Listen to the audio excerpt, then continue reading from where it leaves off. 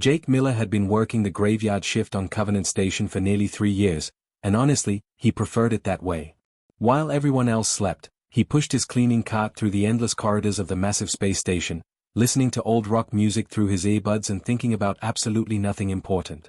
No drama, no politics, just him and his mop against whatever mess the day shift left behind. Tonight was supposed to be like any other night. He'd already finished the main concourse and the human residential areas. Now he was making his way through the diplomatic wings, where all the fancy alien species had their embassies. The dragon section was always his favorite, even though he wasn't supposed to admit that. The Draconians, as they called themselves, had decorated their entire wing with these elaborate water gardens that sparkled under artificial starlight. It was peaceful. Beautiful, even. Jake was wiping down the ornamental railings around one of the larger pools when he heard it. A splash. Then another. Then what sounded like frantic scratching against stone. He pulled out his earbuds and listened carefully. There it was again, coming from the deep end of the ceremonial pool. Jake walked over and peered into the water, expecting to see some kind of maintenance drone that had fallen in. What he saw instead made his heart drop into his stomach. A tiny creature, no bigger than his hand, was thrashing desperately in the water. Its wings, delicate and translucent like a dragonfly's, were completely soaked and dragging it down. Every few seconds, its small head would dip under the surface, then burst back up with a pitiful gasp. Even in his panic, Jake recognized what it was. A dragon hatchling.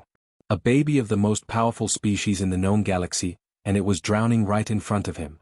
For about half a second, Jake's brain screamed at him to get help, to find security, to alert someone important. But that hatchling didn't have half a second. It was going under again, staying down longer this time. Jake didn't think. He just moved. He kicked off his shoes, dropped his phone on the ground, and dove into the pool fully clothed. The water was deeper than he expected, and cold.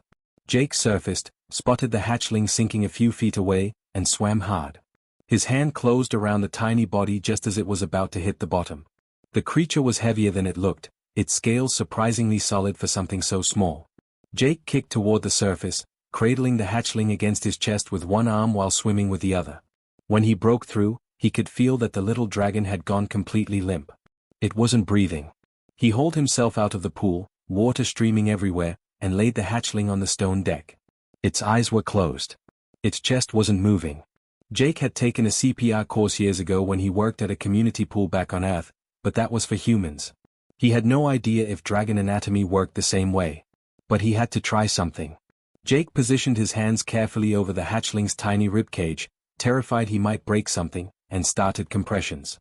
Gentle ones at first, then firmer when nothing happened. He counted in his head, trying to remember the rhythm. 30 compressions, then 2 breaths. He tilted the hatchling's head back, covered its small snout with his mouth, and breathed. Nothing. He did it again. Compressions, breaths, compressions, breaths. His hands were shaking. Come on, kid. Come on.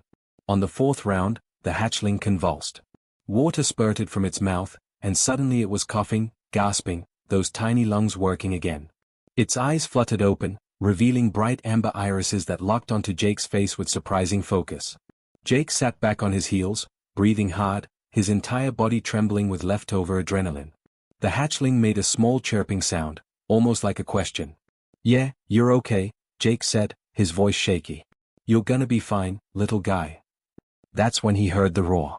Jake looked up to see a massive dragon, easily 12 feet tall even on all fours, charging toward him from the embassy entrance. Her scales were deep crimson, her eyes blazing with fury. Behind her, 4 armed security guards were running to keep up, their weapons drawn. Ambassador Lyra, his brain supplied helpfully. Oh, he was so fired. Or worse, he was probably going to be arrested for touching a dragon diplomat's child. The ambassador reached him in seconds, her clawed hand moving so fast Jake didn't have time to flinch. She snatched the hatchling away from him, holding it close to her chest while her other hand closed around Jake's throat, lifting him clean off the ground. "What have you done to my child?" Her voice was like thunder, deep and resonating in a way that made Jake's bones vibrate. He couldn't answer. He couldn't breathe. His feet dangled uselessly above the ground while black spots started dancing at the edges of his vision. One of the security guards shouted something. The ambassador's grip loosened slightly, and Jake gasped for air. "Ambassador, wait. Check the security feed." Lyra's burning eyes never left Jake's face, but she held still while one of the guards pulled up a holographic display. The footage showed everything. The hatchling falling into the pool. Jake diving in. The CPR. All of it. The ambassador's expression changed from rage to something Jake couldn't quite read. Slowly, very slowly, she lowered him back to the ground and released his throat. Jake collapsed to his knees, coughing and rubbing his neck. Lyra looked down at him, then at her hatchling, who was now chirping happily in her arms and reaching tiny claws toward Jake. "You saved her life," the ambassador said quietly. "It wasn't a question." Jake nodded, still trying to catch his breath. She was drowning. I couldn't just leave her." Something shifted in Lyra's eyes. She stared at him for a long moment, like she was seeing him for the first time. Then she did something that surprised everyone, including her own guards. She knelt down, bringing herself to Jake's level. "I owe you an apology, human. And a debt I can never fully repay." 2 months passed, and Jake honestly thought the whole incident had blown over. Ambassador Lyra had thanked him formally that night, offering him what she called a modest reward of 10,000 credits. Jake had politely turned it down, feeling weird about accepting money for saving a kid's life, even if that kid happened to be a dragon. The ambassador had looked at him strangely when he refused, but she'd nodded and let him get back to work. Since then, life had returned to normal. Jake mopped floors, cleaned windows, and restocked soap dispensers across the station. Sometimes he'd see Ambassador Lyra in the corridors, and she'd give him this slight nod of acknowledgement that made the other aliens stare. But that was it. No drama, no complications. Just the way Jake liked it. So when 2 security officers showed up at his supply closet on a random Tuesday night, Jake's first thought was that he'd finally gotten caught using the executive bathroom on the top floor. In his defense, it was the only bathroom on the entire station with decent water pressure. "Jake Miller?" the taller officer asked, a blue-skinned Andorian with serious eyes. "That's me." "Look, if this is about the bathroom thing, I can explain. You need to come with us immediately." Jake's stomach dropped. "Okay, that sounds bad. Am I in trouble? Because I really can't afford to lose this job." "You're not in trouble," the other officer said, though her expression suggested Jake might want to reconsider that assessment. "You've been summoned by the Grand Council." Jake blinked. Then he laughed, because clearly this was some kind of prank. "Right, good one. Did Tommy put you up to this? Because he still owes me $20. Neither officer smiled. The Andorian gestured firmly toward the door. "Sir, this isn't optional. We have orders to escort you to the High Chamber immediately." The walk through the station was surreal. Jake, still wearing his janitor's uniform with his name patch and everything, was being led through corridors he'd only ever cleaned. They passed the diplomatic suites, then the administrative levels, then areas Jake didn't even know existed. With each elevator ride up, his confusion turned into genuine anxiety. The High Chamber was on the absolute top level of the station, a place reserved for the most important political meetings in the sector. Jake had scrubbed floors in some fancy places, but he'd never been anywhere like this. The doors were easily 20 feet tall, made of some kind of crystal that seemed to glow from within. His reflection looked tiny and out of place. The doors opened, and Jake's mouth went dry. The chamber was enormous, with a domed ceiling that showed actual stars outside. But Jake barely noticed the architecture. He was too busy staring at the 7 massive dragons seated in a semicircle at the far end of the room. Each one was a different color, and each one was watching him with those intense, intelligent eyes that made him feel like an ant under a magnifying glass. Ambassador Lyra was there too, standing to one side. And next to her was the hatchling he'd saved, except it wasn't so little anymore. In just 2 months, the baby dragon had grown to the size of a large dog, with scales that shimmered between gold and copper in the light. Jake's legs felt like jelly, but he forced himself to walk forward. When he reached the center of the room, he had no idea what to do. "Bow? Salute?" He settled for standing there awkwardly and trying not to pass out. The largest dragon, an ancient-looking creature with silver scales, spoke first. His voice filled the entire chamber without being loud. "Jake Miller of Earth. Do you know why you have been summoned?" "Honestly, sir, I have absolutely no idea," Jake admitted, figuring honesty was probably his best bet here. "I'm pretty sure I'm not supposed to be in this room. I usually just clean it." A few of the dragons made a sound that might have been amusement. The silver one continued, 2 months ago, you saved the life of Ember, daughter of Ambassador Lyra. Is this correct?" "I mean, yeah, but anyone would have done the same thing." "No, Ambassador Lyra said firmly, stepping forward. They would not have. We have reviewed the station logs. 43 individuals passed that section in the hour before you arrived. 17 of them were close enough to hear her struggling. Not one stopped to investigate. Jake didn't know what to say to that. The idea that people had heard the hatchling drowning and just walked by made him feel sick. The silver dragon gestured with one massive claw, and suddenly Ember trotted forward, moving with surprising grace for her size. She walked right up to Jake and pressed her head against his chest, making that same chirping sound from the night he'd saved her. Ember has made her choice, the silver dragon announced. She has selected you as her first friend, a sacred bond in our culture. The dragon who shares this bond becomes family, trusted above all others outside blood relations. Jake looked down at Ember, who was now looking up at him with those bright amber eyes. She seemed happy, her tail swishing back and forth like an excited puppy. That's really nice, Jake managed. But I don't understand what this has to do with me being here. Another dragon spoke up, this one with emerald green scales. The first friend bond is more than symbolic, human. It represents trust, loyalty, and mutual respect.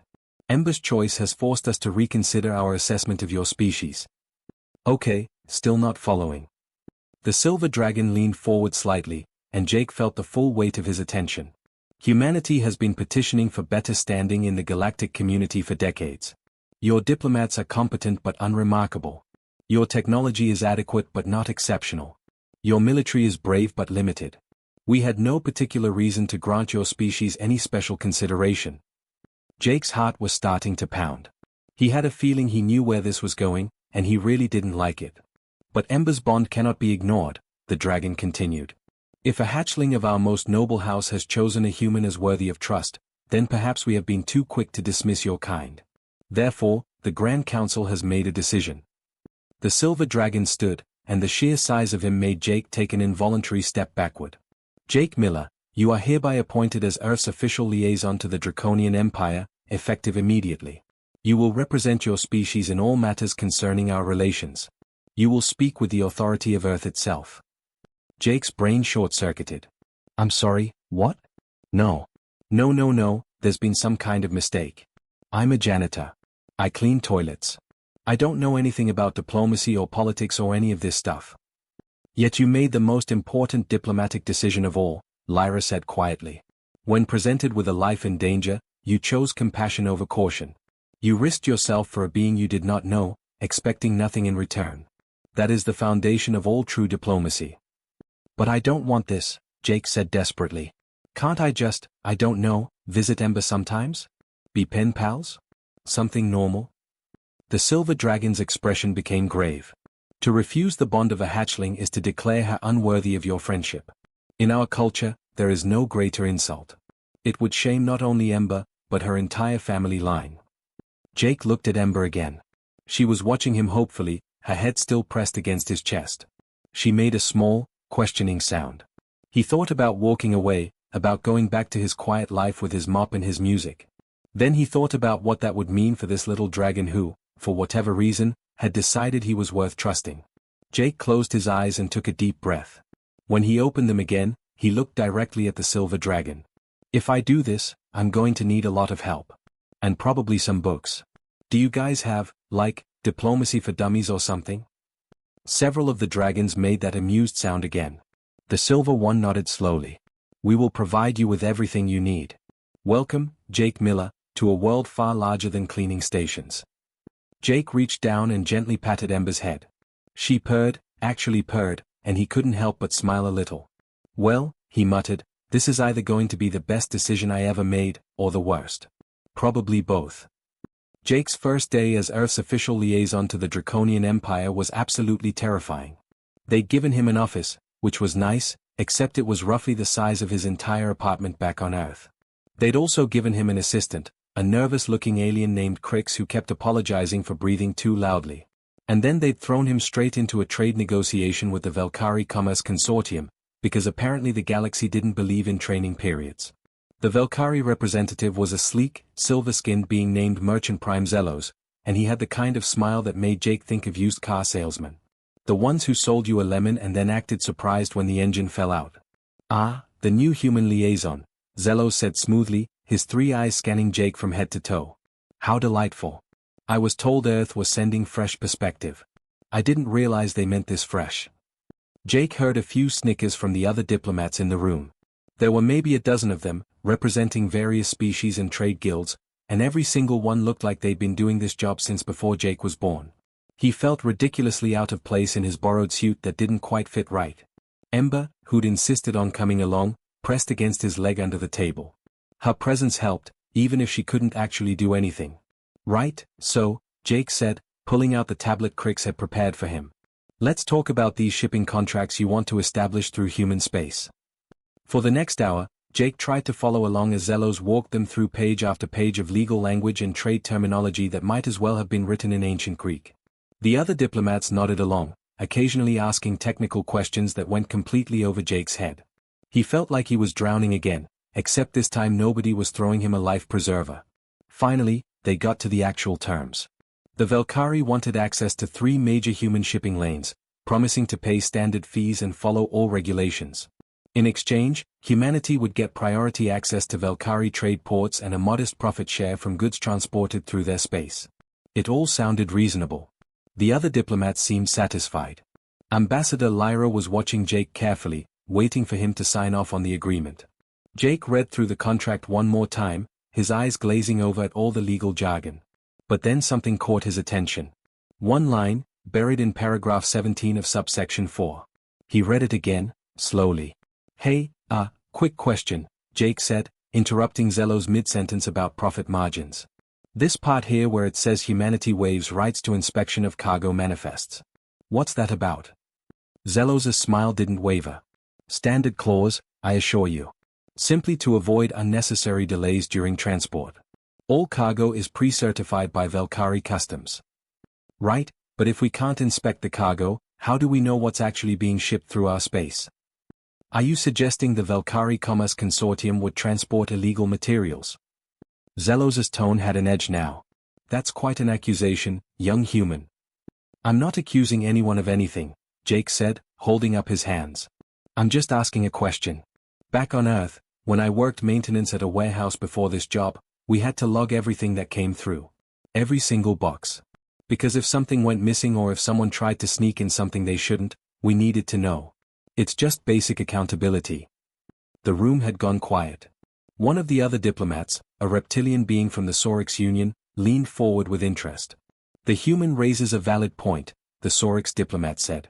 The Velkari have requested similar non-inspection clauses in their contracts with us. We found it odd but were assured it was standard.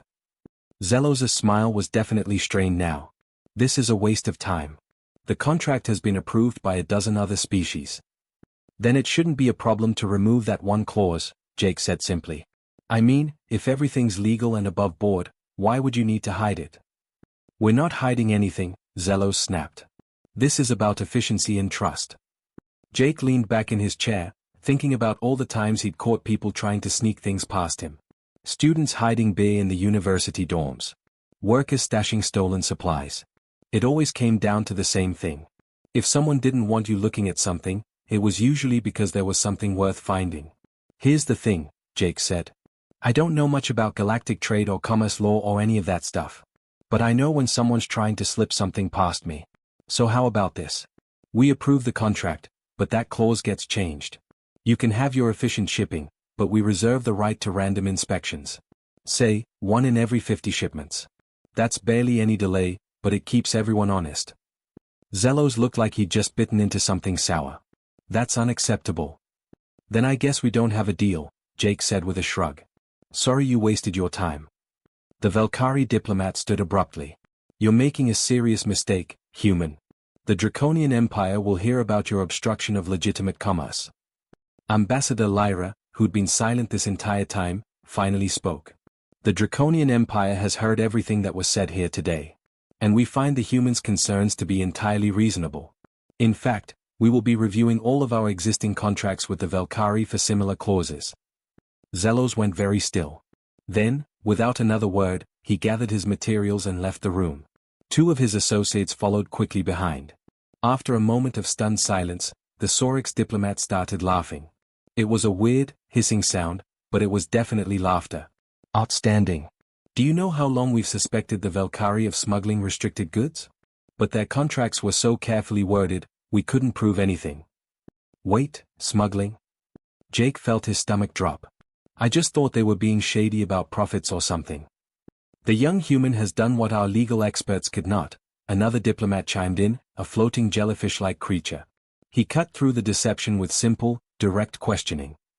Over the next few weeks, Jake discovered that his approach, the simple, straightforward way he dealt with problems, was actually pretty effective in the complicated world of galactic diplomacy. When the insectoid Zithran collective threatened military action over mining rights, Jake didn't respond with counter-threats like everyone expected. Instead, he asked them what they were actually afraid of. Turns out, the Zithrans were facing a resource crisis and were terrified their people would starve. Once Jake understood that, he suggested a joint mining operation with human and Zithran workers, plus a technology exchange program so the Zithrans could improve their own resource extraction. Problem solved, no war necessary. Ember was growing fast, and she'd started learning to speak in a halting but understandable way.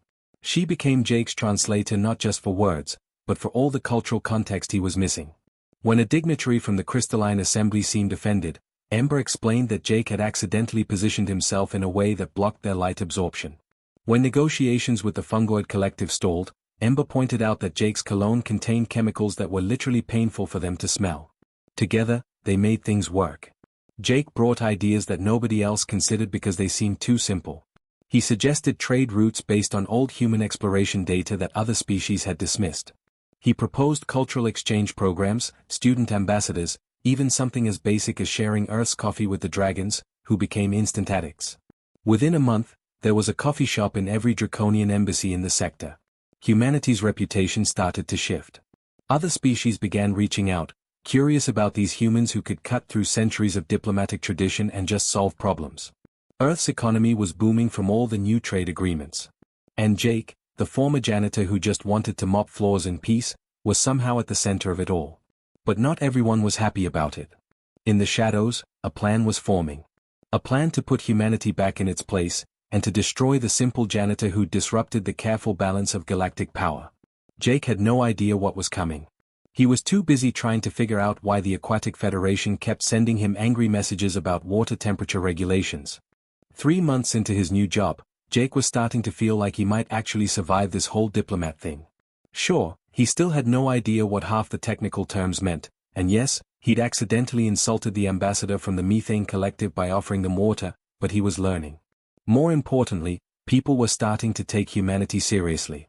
Trade deals were being signed, cultural exchanges were happening, and Earth's seat at the galactic table was finally feeling secure. That's when everything fell apart. Jake was in his office reviewing a proposal for a human-led peacekeeping initiative when Crix burst through the door, his tentacles quivering with distress. Liaison Miller, you need to see this immediately. The holographic display flickered to life, showing a news broadcast from the Galactic News Network. Jake's stomach sank as he watched the anchor, a four-armed Tetrian with a grave expression, deliver the report. Breaking news tonight as evidence has emerged suggesting Earth may be in violation of the Forbidden Weapons Treaty. Anonymous sources have provided documentation and imagery showing what appears to be a secret military research facility on Earth's moon, where banned plasma weapons are allegedly being developed. The screen showed images of a facility that looked undeniably human. There were storage units with Earth markings, computer terminals with English text, and worst of all, clear photographs of weapons that Jake recognized from the treaty documentation as strictly prohibited. Weapons so dangerous that their mere possession was grounds for immediate sanctions and possible military intervention. This can't be real, Jake said, but his voice sounded weak even to himself.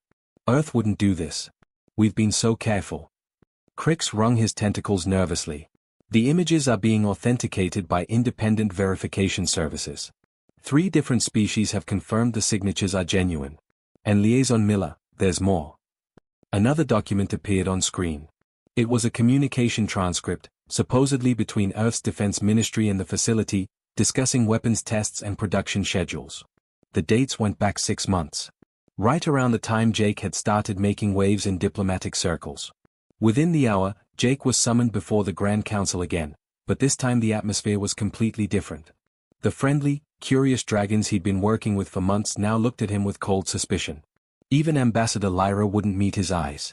These are serious allegations, the Silver Dragon, Council leader Thane, said heavily. The Forbidden Weapons Treaty exists for a reason.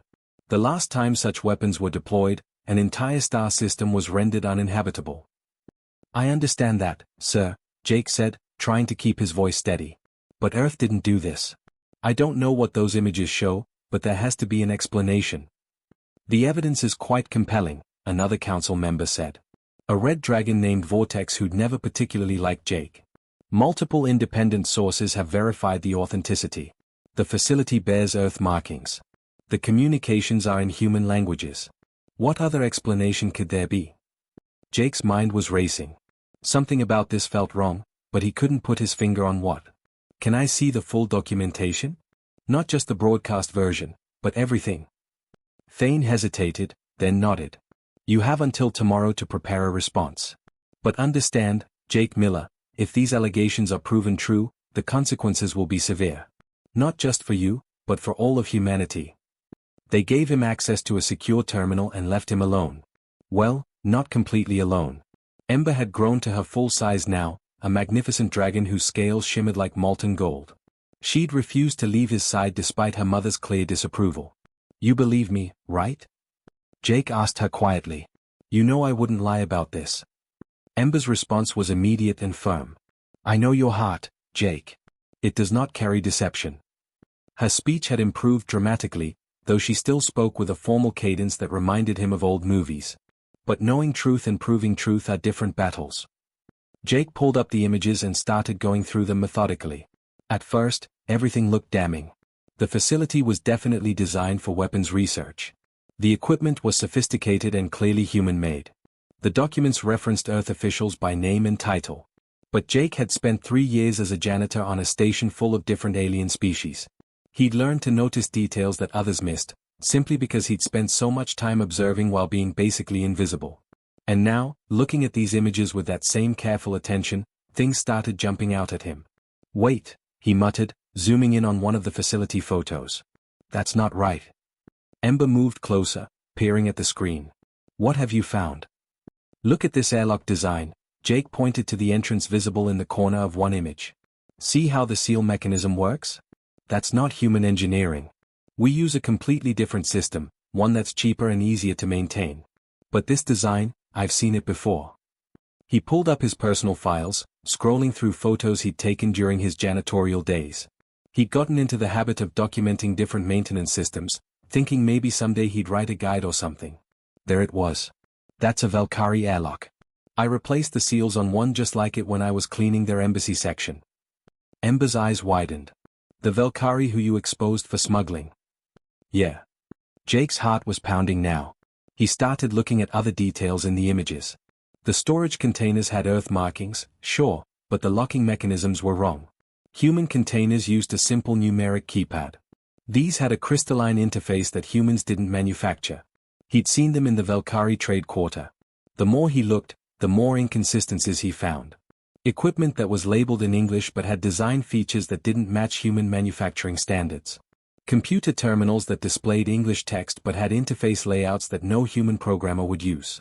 It was like someone had built a facility meant to look human but hadn't quite understood the small details that would make it authentic. Then he started examining the communication transcripts. This was trickier because he wasn't an expert in military communications, but something felt off about the language. He read one line out loud. The weapons systems have achieved operational parameters exceeding initial projections by 17.3%. Does that sound weird to you? He asked Ember. She tilted her head. I am not familiar with human military speech patterns. That's just it. Neither am I, really, but I've read enough human documents by now to know how we write. We don't talk like that. We'd say something like the weapons are working better than expected, or we exceeded our targets by 17%. This sounds like someone translated our language from a textbook. It's grammatically perfect but it's not natural. Jake spent the next 8 hours digging through every piece of evidence, making notes, cross-referencing design specifications from his old maintenance files. By the time the station's artificial sun started brightening to simulate morning, he had a list of 17 significant inconsistencies. None of them were huge on their own, but together they painted a clear picture. Someone set us up, he said, rubbing his exhausted eyes. Someone built a fake facility and created fake documents to make it look like Earth was violating the treaty.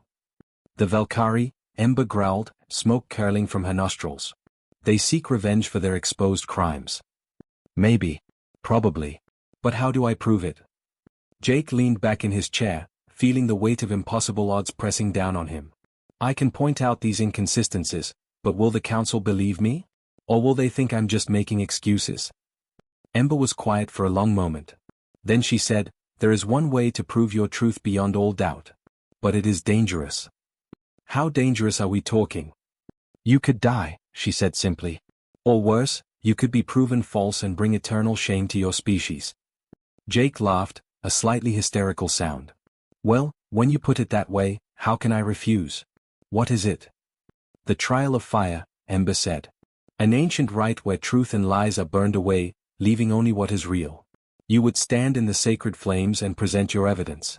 The fire judges the worth of your words. If you speak truth, the flames remain low. If you lie, they rise to consume you. That's insane. Yes, Ember agreed. But it is also the only way the council will be forced to truly investigate your claims. To invoke the trial is to stake everything on your honor. No one does so lightly, and none have ever invoked it who did not have draconian blood. Jake thought about his options. He could present his findings through normal channels and hope someone listened. Or he could do something crazy, something unprecedented, and force them to take him seriously. He thought about humanity, finally getting respect in the galaxy. He thought about all the progress they'd made. And he thought about whoever had tried to destroy it all with lies. How do I invoke this trial? Jake asked. Ember smiled, showing all her teeth. Now that is the human spirit I chose to bond with. The Grand Council chamber had been transformed. The usual diplomatic seating was gone, replaced by ascending rows of stone benches that curved around a central arena. Jake stood at the edge of that arena, looking at the circle of ancient runes carved into the floor, and seriously questioned every decision that had led him to this moment. The arena floor was made of black volcanic rock, and a ring of fire burned along its perimeter. Not metaphorical fire.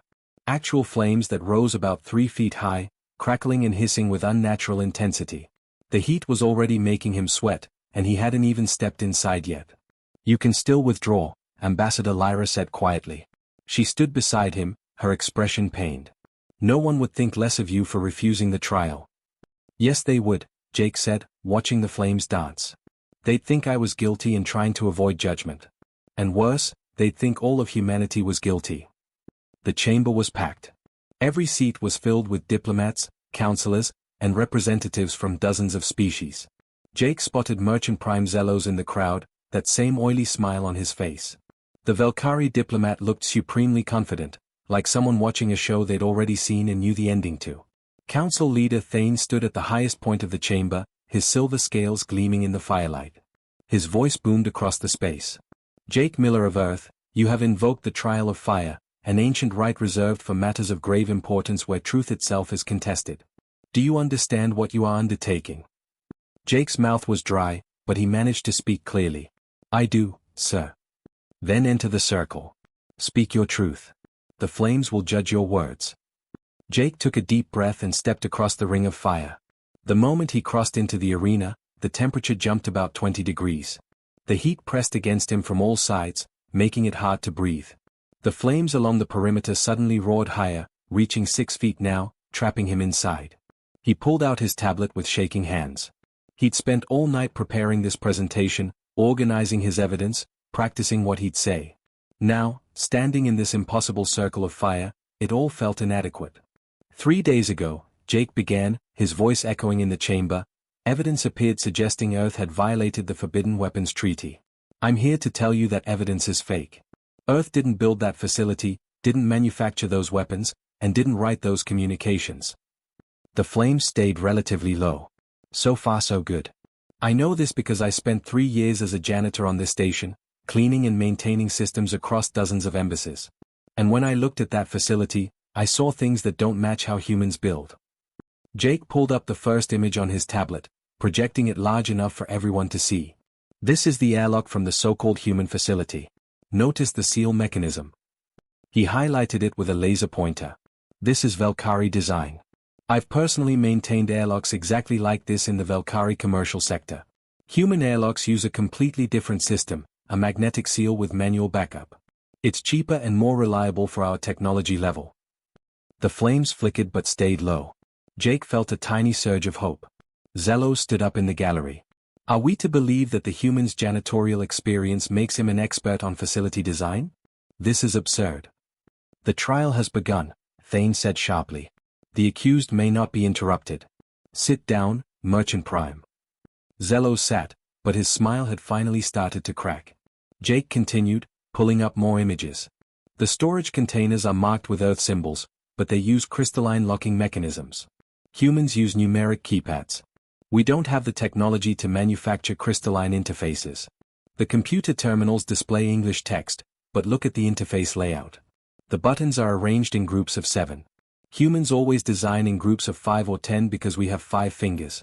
It's ergonomic for us. Someone who doesn't have 5-fingered hands designed these interfaces. He was getting into a rhythm now, his nervousness fading as he focused on the evidence. The flames remained steady, occasionally flickering but never rising. And then there are the communications, Jake said, pulling up the transcripts. They're in perfect English, grammatically flawless, but they don't sound human. Listen to this line. The weapons systems have achieved operational parameters exceeding initial projections by 17.3%. That's not how any human military officer writes. We'd say the weapons work better than expected, or we beat our estimates by 17%. This was written by someone who learned English from a textbook and doesn't understand how we actually talk. The flames danced a little higher. Jake felt a spike of fear, then realized it wasn't because he was lying. It was because he'd made a claim without direct proof. He needed to be more careful. I can't prove who wrote those documents just from the language, he corrected himself. But I can prove they weren't written by native English speakers. And combined with all the other evidence, it points to deliberate forgery. The flames settled back down. Then Ember did something that made the entire chamber gasp. She stepped through the wall of fire and entered the circle beside Jake. The flames parted for her, recognizing her as draconian, but by ancient law, no one was supposed to interfere with the trial. Ember, what are you doing? Jake whispered. Staking my honor alongside yours, she said loudly, addressing the council. I invoke my right as first friend. His truth is my truth. His honor is my honor. Ambassador Lyra made a sound of distress. Daughter, if he is proven false, you will share his punishment. Then the flames will judge us both, Ember said calmly. Jake felt something warm bloom in his chest. This dragon, this magnificent being who could have chosen anyone as her first friend, was willing to risk everything to stand with him. He wasn't going to let her down.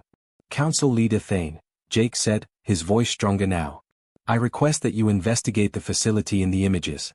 Send your own team, not affiliated with any existing delegation. Check the construction methods, the materials used, the design specifications. If I'm wrong, the evidence will prove it. But if I'm right, you'll find that facility was built to frame humanity. Zello stood again, despite the rules. This is a waste of the council's time. The evidence has already been verified by multiple independent sources. Sources you provided, Jake shot back. Sources that all have financial ties to Valkyrie trade interests. I spent the night checking. Every single verification company that authenticated this evidence has received significant contracts from the Valkyrie Commerce Consortium in the past 6 months. The flames around the circle suddenly flared, but not around Jake. They flared in Zello's direction, as if the ancient magic itself was pointing an accusing finger. That's a lie. Zello shouted. We have no connection to those verification services. Then you won't mind if the council investigates your financial records, Jake said simply. Because if you're telling the truth, you have nothing to hide. The chamber erupted in noise. Diplomats were shouting, arguing, demanding answers. Jake stood in the center of it all, the flames around him burning steady and low, neither condemning nor consuming him. Thane's voice cut through the chaos like a blade. Silence. When the chamber finally quieted, he turned his ancient gaze on Zello's. The trial of fire has spoken. The human's words carry the mark of truth. Merchant Prime Zello's, you will surrender all financial records to the council for immediate investigation. And we will dispatch a neutral investigation team to examine the facility in question. This is outrageous, Zello sputtered. You're taking the word of a janitor over established verification procedures? We are taking the word of someone who noticed what others missed, Thane said coldly. And who was willing to stake his life on that truth. Can you say the same, Merchant Prime? Zelos's expression went from confident to cornered in seconds. Jake saw the moment the Velkari diplomat realized his plan had failed. Without another word, Zelos turned and fled the chamber, his associates scrambling after him. The investigation took less than 48 hours. The facility was real, but it had been constructed by Velkari contractors using materials purchased through a web of shell companies. The verification services had indeed been paid off.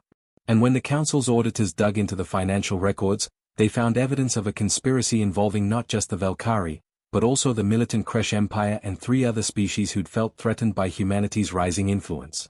Jake was completely exonerated. More than that, he became a symbol of something important. Here was a human, a former janitor with no special training, who'd stood in sacred fire and proven his truth through simple observation and honest testimony. The other species couldn't ignore what that meant.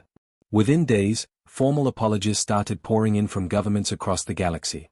The Velkari Commerce Consortium was sanctioned and Zelos was arrested.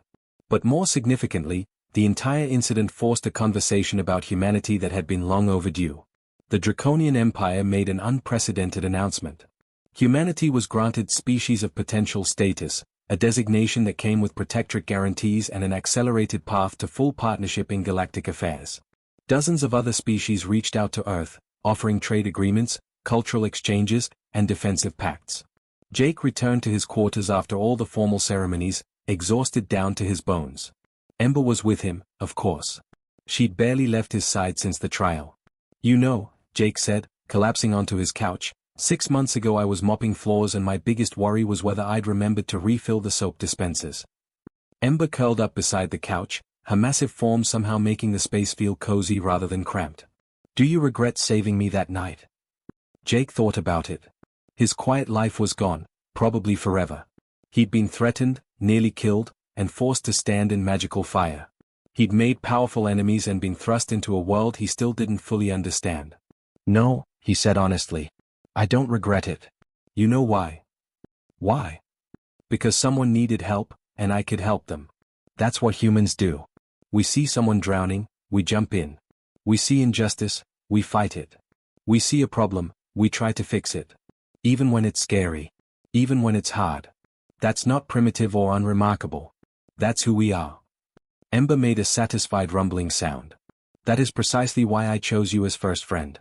You are what humanity can be at its best." Jake's tablet buzzed with an incoming message. He glanced at it and groaned. "Earth has been invited to the Galactic Security Summit. They want me to lead the delegation. When do we leave?" "We? You don't have to keep following me around, you know. You've done more than enough." Ember raised her head and fixed him with those amber eyes. "Jake Miller, you are my first friend. Where you go, I go. Besides, someone needs to make sure you don't accidentally insult another ambassador by offering them water." Jake laughed, really laughed, for the first time in days. "Fair point. Okay then, partner. Let's go show the galaxy what a janitor and a dragon can do." And they did.